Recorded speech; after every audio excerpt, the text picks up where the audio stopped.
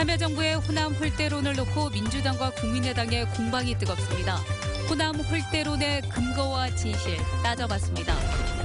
3년 전 세월호 침몰 당시 화물 과적이 훨씬 더 심각했던 것은 아닌지 의심되는 정황이 포착됐습니다.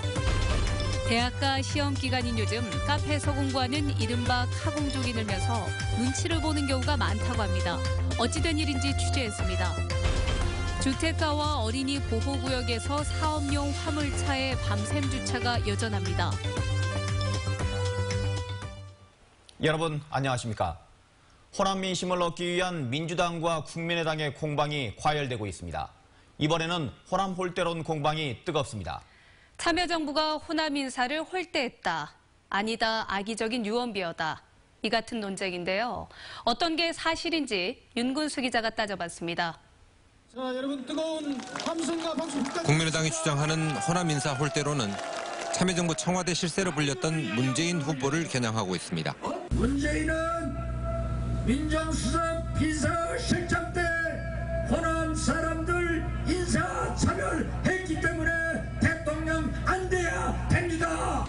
민주당은 가짜뉴스라고 반박하며 참여정부 호남 인사들을 내세워서 법적 대응하겠다고 엄포를 놨습니다. 허위와 거짓 사실을 계속 유포할 경우 법률적으로 적극 대처할 것을 밝힌다. 홀대했다 아니다 양당의 주장이 맞서고 주장을 뒷받침하는 근거도 다릅니다. 정부 부처 고위 공무원과 청와대 비서관 중에 호남 사람이 줄었다고 주장하면 4대 권력기관장에는 대거 기용됐다고 맞서는 식입니다. 그런데 양측이 공통적으로 거론하는 근거가 하나 있습니다. 역대 정권에서 지역별 인구와 대비해서 차관급 이상 정무직에 얼마나 진출했는지를 분석한 논문으로 플러스는 우대, 마이너스는 홀대를 의미합니다. 지난 2월에 발표된 이 자료를 보면 참여정부 때도 플러스, 즉 우대로 나타나지만 국민의 정부 때보다는 우대율이 줄었습니다. 비교 기준을 인구로 삼느냐 아니면 이전 정부로 삼느냐에 따라서 해석이 달라질 수 있는데 양측이 유리할 대로 해석하고 있는 겁니다. 결국 호남 인사 홀대론 공방은 뭐가 사실인지를 따지는 논쟁이라기보다는 호남 유권자들의 정서에 호소하는 심리적 성격이 더 짙다는 의미입니다. MBC 뉴스 윤근수입니다.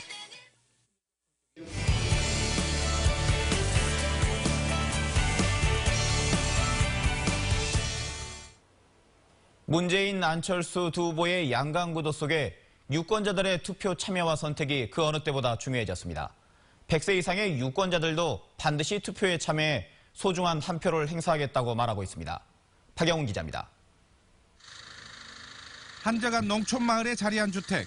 아들과 함께 마당을 둘러보는 조동금 씨의 가족관계 등록부상 나이는 119살. 오래전 실제 나이보다 15살 많게 기재됐지만 바로잡지 않아 선거인 명부로는 최고령 유권자입니다. 대통령이 탄핵되는 부끄러운 상황을 지켜본 팔순의 아들과 노모는 갑작스런 건강 이상이 없다면 함께 투표에 참여할 예정입니다. 나라를 완전히 우리가 볼 때 다 나라 망쳐버렸지. 지금 이 나라가 나라입니까? 기 100세를 넘긴 이인본 할아버지는 청력이 떨어졌지만 지금도 TV 뉴스 등을 통해 세상 돌아가는 일을 챙겨보고 있습니다. 단 한 번도 빠지지 않았던 투표. 19번째 대통령 선거에도 유권자의 권리를 포기하지 않기로 했습니다. 투표는 국민에서 꼭 해야지. 자기가 할 수 있는 걸 다 해야지. 자기 몫인데. 19대 대선의 잠정 전국 유권자 수는 18대 대선보다 200만 명가량 늘었고 전남은 전체 3% 수준인 157만 명을 조금 넘었습니다.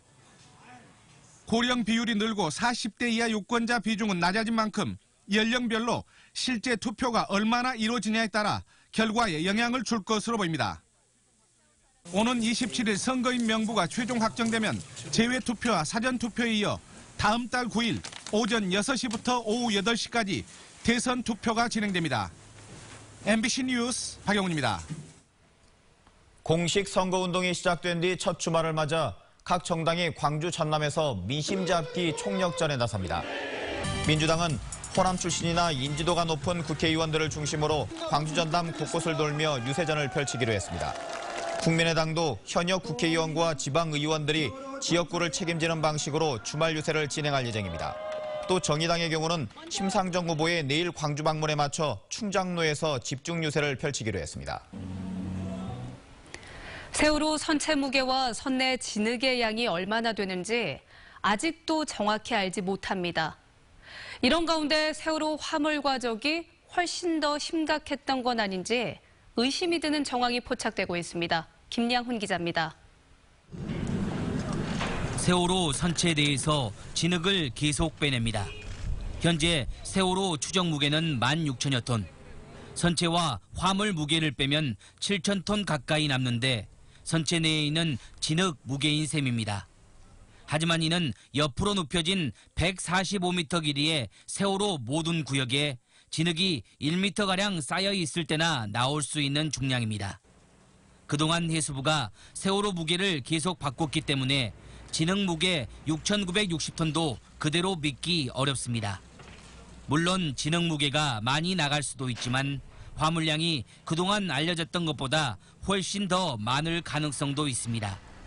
세월호는 출항 전 승인을 받은 것보다 이미 1,000톤 이상 많은 화물을 싣고 있었기 때문입니다. 추가로 신고되지 않은 화물이 있을 수도 있는데 선체조사위원회도 이 점을 주목하고 있습니다. 폴과 화물이 생각보다 많다는 것이 저희 잠정적인 생각이라서 이게 폴이 많은 건지 화물이 많은 건지 잘 모르겠습니다. 이제 그걸 조사해봐야 되고. 세월호 침몰 사고의 주요 원인 가운데 하나로 지목된 것이 화물 과적입니다. 화물량이 늘어나면 과적이 침몰 과정에 어떤 영향을 미쳤는지와 보건성 상실 문제 등을 재검토해야 합니다. 저희가 진짜 알고 싶은 거는 왜 급변 침몰했는지를 알고 싶으니까 또 이런 부분에 대해서 좀 명확하게 좀 전문성으로 좀 밝혀줬으면 좋겠어요. 세월호 선체조사위원회는 화물칸 등 4곳을 진상규명을 위한 핵심 구역으로 지정했습니다. MBC 뉴스 김양훈입니다. 광주지법 형사 12부는 선거 공보물에 허위 사실을 기재한 혐의로 기소된 국민의당 권은희 의원에게 벌금 80만 원을 선고했습니다. 이대로 형이 확정되면 권 의원은 의원직을 유지하게 됩니다. 권 의원은 지난해 4.13 총선 당시 공보물과 명함에 하남 산단 혁신 산단 사업에 2,994억 원 예산 확보라는 허위 사실을 기재한 혐의로 불구속 기소됐습니다. 카공족이라고 들어보셨나요? 카페에서 공부하는 대학생들을 지칭하는 신조어인데요. 요즘 시험 기간인 대학가는 카공족 일색입니다. 이미지 뉴스 리포터입니다. 시험 기간을 맞은 대학가의 한 카페.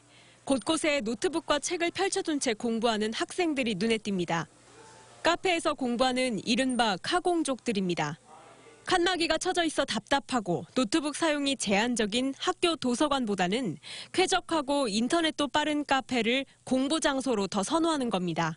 도서관은 칸막이가 있잖아요. 그 답답해가지고 그 카페에서 하면은 약간 그 백색 소음이라고 해야 되나? 그런 것 때문에 더 집중이 잘 되는 것 같아서 카페에서 자주 하는 편이에요. 이런 카공족이 최근 대학가의 한 풍속도로 자리 잡고 있습니다. 그렇지만 책과 소지품이 주변 테이블까지 차지해 자리에 제한을 받고 공부 중이니 조용히 해달라는 요구를 받기도 해 다른 손님들이 눈치를 보는 경우도 있습니다. 다른 사람들이 카페에서 막 수다를 떨어서 그게 공부에 방해가 된다는 이유로 불쾌해하는 사람들이 가끔 있단 말이에요. 그거는 좀 안 좋은 것 같아요. 업주들 역시 시험 기간엔 매출에 영향을 받기도 하지만 그렇다고 손님을 내보낼 수도 없어 고민입니다. 더욱이 최근에는 취업 준비생과 중고등학생들까지 카페에서 공부하는 경우가 많아지면서 서로의 불가피한 눈치 싸움만 계속되고 있습니다. MBC 뉴스 이미지입니다. 광주시는 오늘 새벽에 4시간 동안 경찰과 함께 주택가와 어린이 보호구역 등지에서 사업용 화물차의 밤샘 주차를 단속한 결과 97대의 위반 차량을 적발했다고 밝혔습니다. 또 적발된 차량들에 대해서는 5일간의 운행정지나 5만 원에서 20만 원까지의 과징금을 부과하기로 했습니다. 광주시는 사업용 화물차의 경우 지정된 차고지나 정해진 구역에 주차해야 한다며 앞으로 지속적으로 불법 밤샘 주차를 단속하겠다고 밝혔습니다.